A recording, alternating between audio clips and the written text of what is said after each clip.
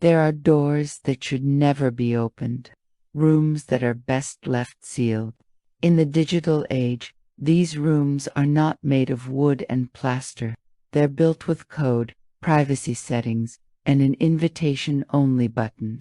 They are the secret Facebook groups, the private digital sanctums, where the pleasant facade of wedding planning crumbles into dust. You've heard whispers of Bridezillas, but what you haven't seen is the incubator where they are made, a place where every demand, no matter how monstrous, is met with applause, a place where bridesmaids are treated like subjects and guests like walking ATMs.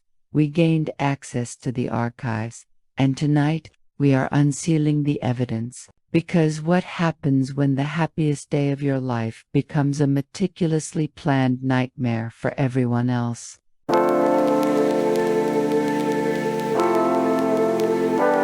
Our first exhibit comes from a group simply titled Laura's Bridal Battalion.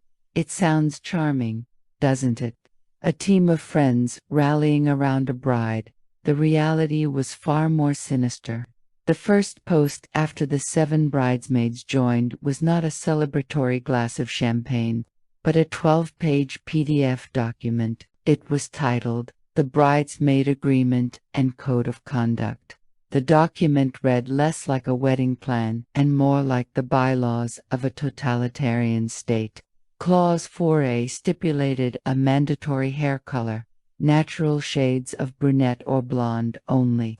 No unnatural colors, red, purple, will be permitted. Hair must be shoulder length or longer. Extensions are required for those who do not meet the length requirement at the bridesmaid's own expense. It gets worse. Clause 6B was a weight requirement. It stated, and I quote, all bridesmaids must commit to a fitness and diet plan to maintain a weight at or below 135 pounds for the duration of the engagement. A link to a calorie tracking app was included. This wasn't about friends sharing a special day. It was about creating a human set of props, uniform and interchangeable. The Facebook group became the inspection grounds. Weekly wine results had to be posted. Selfies showing hair length progress were mandatory. One bridesmaid, a close friend of 10 years, gently pushed back in a private message. The bride's response, a public post in the group. We are sad to see Jessica go, but we wish her the best. Her inability to commit to the vision for our perfect day was causing too much stress. We require 110% dedication. Please welcome our new bridesmaid, Tiffany. She was fired, publicly, without warning. The remaining 6 fell in line. The group, once a place of excitement, became a silent chamber of fear, proving that what happens when the I do becomes you do, exactly as I say, is absolute tyranny.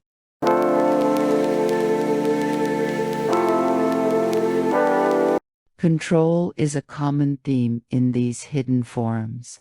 But sometimes, it's not about appearance, but about cold, hard cash. Welcome to the future, Mr. and Mrs. Clarkson's Union, a Facebook group for all 200 wedding guests. It started innocently a place for hotel information and registry links. But the tone shifted about a month before the wedding. As we finalize our budget, we've realized that to give everyone the most amazing experience, we need a little help. We're re-asking each guest for a plate contribution of $150 to cover the cost of your exquisite meal and open bar. The reaction was a mixture of confusion and quiet outrage. A few older relatives, unfamiliar with social media etiquette, commented publicly, "Is this for real?" one aunt wrote. The comments were deleted within minutes. Then came the audit. The bride posted again. She explained that for guests who purchased a gift from the registry valued at over $200, the plate contribution would be graciously waived. A link to the registry was provided. Suddenly, the group's purpose became clear. It was a ledger, a public shakedown. People were no longer guests. They were investors in the amazing experience.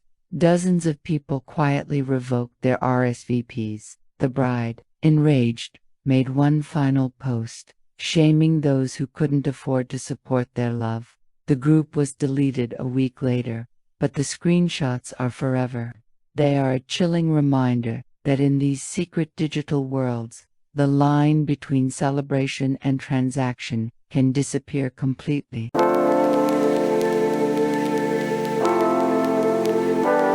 You would think the horror ends once the vows are exchanged, but for some, the wedding day is just the beginning of the judgment.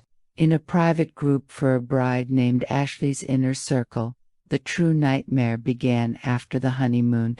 She called it the post-wedding roundup and gratitude analysis. She began by thanking everyone for coming, and then she started naming names. To my cousin Mark, we saw you took a full bottle of whiskey from the open bar.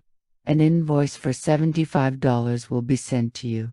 For those who gave less than $100 in cash or gifts, please know it has been noted. While we appreciate the thought, the cost of your attendance far exceeded this amount, and we hope you will consider a supplemental gift to help us with our honeymoon fund. She went on like this 4 paragraphs. She critiqued the bridesmaid who danced with too many groomsmen. She complained about the guests who left too early before the cake was cut. She even posted a top 5 worst gifts list, complete with photos of the offending items. This wasn't a thank you. It was a reckoning. The Facebook group was her courtroom, and she was the judge, jury, and executioner. The friendships that were fractured in that group may never be repaired. It serves as a haunting epilogue, the final, chilling answer to our question: what happens when the happiest day of your life is over? For this bride, it was time to settle the score.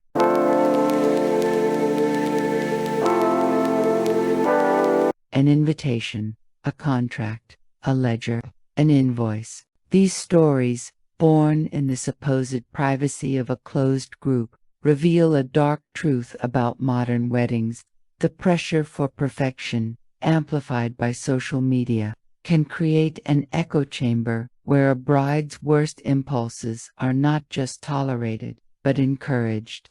The group becomes a cult of personality, and dissent is not an option. These secret forums act as an incubator, where a stressed bride can transform into a full-blown monster, leaving a trail of digital and emotional wreckage that lasts long after the flowers have wilted. The question is, how many of these digital chambers of horror are active right now? What stories are being written that we'll only hear about when it's too late? What is the most unbelievable Bridezilla story you've ever witnessed or heard? Share your own tales of wedding nightmares